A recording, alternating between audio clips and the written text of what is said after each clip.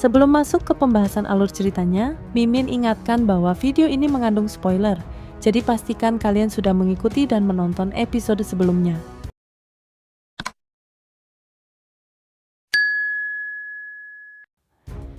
Apa yang terjadi sungguh di luar dugaan. Keluarga Yuan datang dengan ponga, hendak menemui Shihao, tapi justru Yuan Hong dipukuli hingga babak belur di hadapan semua orang. Keadaan berubah begitu cepat hingga banyak yang tak percaya dengan mata mereka sendiri. Apakah tempat ini jadi arena tirani keluarga Yuan? Jika tidak diberi pelajaran, kalian pasti akan merajalela. Ucap Shihao dingin sebelum melayangkan tendangan keras yang menghempaskan Yuan Hong ke batu besar. Darah mengucur dari mulutnya.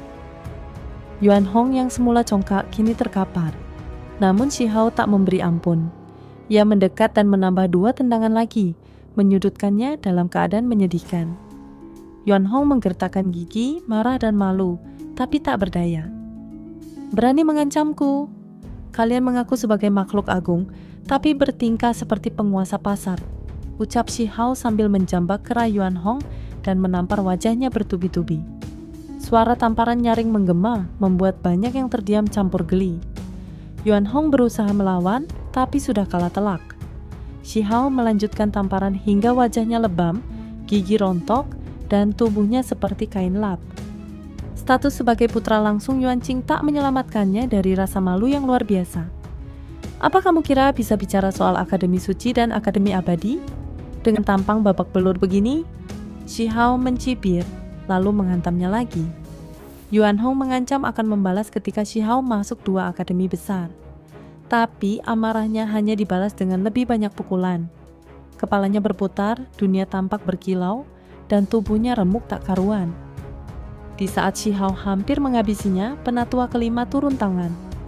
Usir dia dari institusi, katanya tenang. Shihao patuh dan menyeret Yuan Hong keluar tanpa ampun, meninggalkannya terhina dan remuk. Yuan Hong pun pergi dengan penuh dendam, bersumpah akan membalas. Tapi luka yang ia derita membuatnya lebih mirip anjing tertatih ketimbang bangsawan agung. Kabar cepat menyebar. Putra Yuan Qing datang ke institusi Dewa Surgawi, tapi justru dipermalukan dan diusir. Di tengah persiapan menuju seleksi 2 akademi, ini seperti tantangan terbuka dari Shihao. Dia tak punya pilihan, komentar salah satu murid.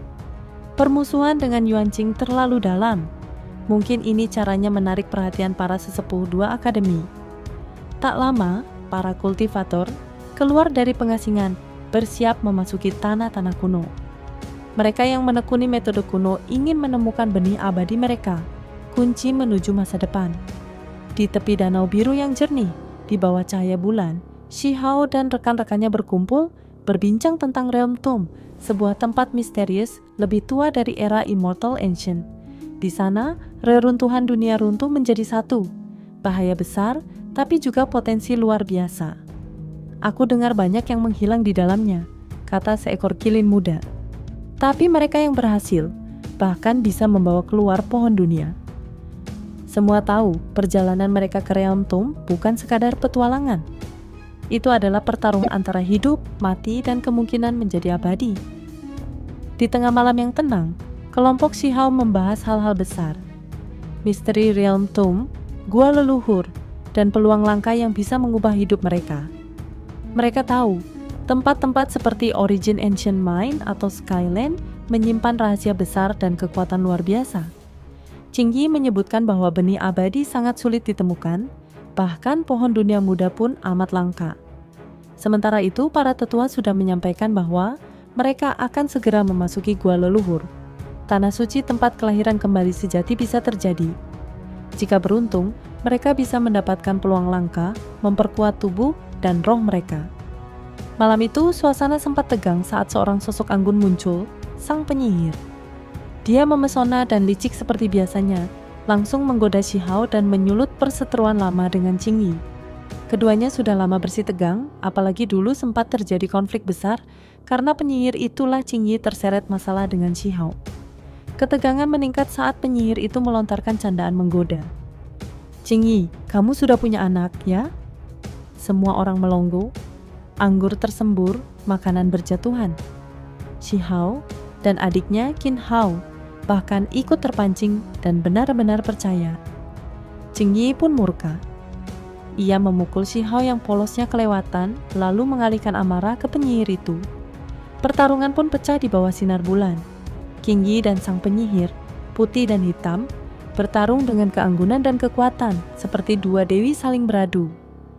Yang lain, mereka malah bersorak, senang menonton duel itu. Hanya Shi Hao yang termenung dengan wajah getir, lalu menampar kepala adiknya yang masih bingung. "Kenapa aku dipukul?" protes Jin Hao polos, sementara semua orang tertawa. Langit malam mendadak suram. Awan pekat menutupi bulan, dan dari kegelapan, pohon kuno darah besi muncul, salah satu pelindung tertua Akademi Dewa Surgawi. Alarm berbunyi, "Penyusup!" Kabar mengejutkan itu mengguncang seluruh institusi. Tak ada yang menyangka tempat suci itu bisa disusupi. Para kultivator dari berbagai penjuru gunung spiritual, termasuk Shi Hao, segera bangkit. Semua mata menatap ke langit. Pohon pelindung itu melayang di angkasa, akarnya mencengkeram kehampaan, tubuhnya merah darah, seakan menggantungkan ancaman. Para tetua bergegas naik ke angkasa. Belum pernah dalam sejarah institusi mereka menghadapi ancaman semacam ini. Bahkan keluarga tertua pun tak berani menyerang terbuka seperti ini. Shi Hao menunjuk ke barat, gelombang aura mengerikan datang dari sana. Di kejauhan, sepasang mata terbuka di tengah kabut hitam. Sosok mengerikan muncul. Seekor laba-laba emas raksasa berkepala 3, kepala manusia, singa, dan laba-laba. Ukurannya menyaingi gunung. Makhluk ini dikenal sebagai Raja Berkepala 3 Emas, makhluk asing dari luar dunia. Ia tidak datang sendiri, melainkan lewat proyeksi dari altar kuno, warisan zaman Immortal Ancient, yang kini memancarkan cahaya dan membuka celah antar dunia. Suara menggelegar terdengar, ia menuntut siapa yang membunuh keturunannya. Para tetua bergidik, bahkan hanya proyeksinya saja sudah menciptakan tekanan luar biasa. Altar itu pun menyala, membentuk gerbang, dan seorang utusan menyeberang masuk ke dunia ini. Ia muncul perlahan, tubuhnya tertutup sepenuhnya oleh armor dari Darkness Immortal Gold, logam legendaris yang bahkan dianggap membawa kutukan. Matanya satu-satunya yang terlihat, tajam dan dingin. Sosoknya ramping dan tinggi, mungkin seorang wanita.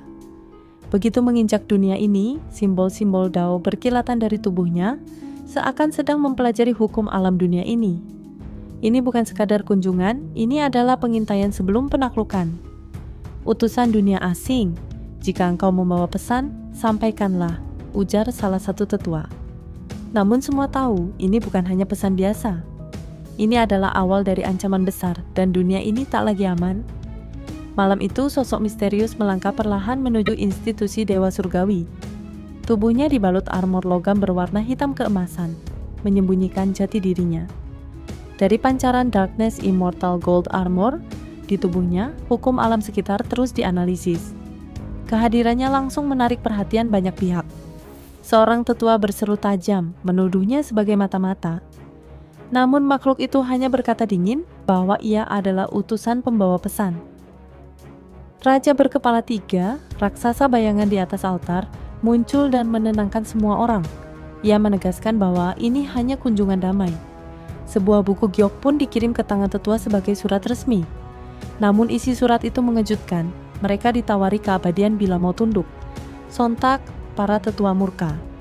Mereka menolak mentah-mentah, menertawakan mimpi kosong para makhluk asing. Memberi keabadian untuk semua? Kalian pikir kami sebodoh itu? Geram penatua kelima. Namun, Raja Berkepala 3 tetap tenang, menyebut mereka membawa kebaikan dan bahwa para leluhur besar yang dulu melawan mereka masih hidup, sebuah klaim yang mengejutkan sekaligus menggelikan. Penatua kedua mencoba menenangkan suasana, menyebut semua ini sebagai intimidasi semata. Sementara itu, penatua kelima mulai menyerang, berusaha menangkap utusan misterius itu. Tetapi pada saat itu Raja Berkepala 3 turun tangan. Ia mengaktifkan jaring laba-laba cahaya melilit utusan tersebut. Di saat yang sama, sebagian armor terbuka, dan darah berwarna emas pun mengalir keluar dari tubuh sang utusan. Kejutan besar mengguncang semua orang. Itu darah emas. Darah suci dan bercahaya itu bukan darah biasa. Para tetua langsung menyadari, Utusan itu adalah keturunan dari klan pelindung, ras kuno yang darahnya membawa kekuatan luar biasa. Mereka pernah menyelamatkan dunia ini di masa lalu dan diyakini telah punah. Raja berkepala 3 tertawa puas. Ia tahu darah emas ini akan membangkitkan reaksi kuat. Para tetua gemetar, sadar bahwa mereka tak boleh membiarkan pewaris klan ini binasa. "Kenapa kau membawa orang ini kemari?" tanya penatua keempat penuh curiga. Raja berkepala 3 menjawab samar. Katanya, mereka hanya ingin menunjukkan bahwa bahkan darah yang paling murni pun bisa berubah. Setetes darah emas jatuh ke tanah, memancarkan cahaya menyilaukan yang memukau semua mata. Tapi lebih mengejutkan lagi adalah perubahan yang terjadi setelahnya. Raja berkepala 3 datang membawa seseorang yang berdarah emas darah yang katanya suci dan tak ternoda. Tapi tujuan sesungguhnya masih tanda tanya besar. "Lihat baik-baik, Bu," kata sang raja. Tubuh laba-labanya menjulang megah di atas altar. Ia melepaskan kekuatan surgawi menekan darah emas itu. Namun yang terjadi malah di luar dugaan. Darah itu meledak jadi kabut bercahaya lalu perlahan berubah menjadi hitam. Para tetua tertegun. Apa artinya ini? Darah yang awalnya murni dan ilahi kini menghitam seperti tinta, memancarkan aura jahat. Raja berkepala 3 menuding ini sebagai bukti. Pelindung mereka tak sebersih yang dipercaya, menyembunyikan sesuatu yang kelam. "Aku tak mengubah apapun," katanya tenang. "Hanya menekan darah itu dan kebenaran terungkap." Tetua institusi Dewa Surgawi berang. Tuduhan ini dianggap fitnah, tapi sang raja tetap tenang, menyebut bahwa bahkan para pelindung mungkin menyimpan asal-usul yang lebih mengerikan dari yang dibayangkan. Darah emas itu hanya topeng. Di baliknya ada kekuatan gelap yang kalian abaikan, ujarnya tajam. Mereka menolak keras. Tapi Raja berkepala 3 meninggalkan satu peringatan, bahwa dunia ini jauh lebih rumit, bahwa para leluhur dan pelindung pun menyimpan rahasia yang belum terungkap. Ia menyebut bukti lain, darah hitam yang ditemukan di tambang purba. Sebelum menghilang, ia menebar ancaman. "Kekacauan besar akan datang. Siapapun yang ingin selamat, bersujudlah pada penguasa kami." Para tetua segera bertindak. Diagram 10 alam dan 9 tungku Phoenix dikerahkan menekan altar. Raja berkepala 3 pergi, namun satu hal tertinggal. Sosok misterius berbalut armor emas abadi masih berdiri di sana, orang yang darahnya menghitam. Ia bukan sekadar korban, mungkin ia adalah kunci rahasia besar yang selama ini tersembunyi. "Bawa dia ke akademi," perintah penatua kedua tegas. Mereka tak akan membiarkan petunjuk ini lepas. Langit kembali tenang, tapi benih keraguan telah ditanamkan dan kebenaran tampaknya jauh lebih gelap dari yang selama ini mereka percayai. Itu saja spoiler untuk episode 237 dari Donghua series Perfect World.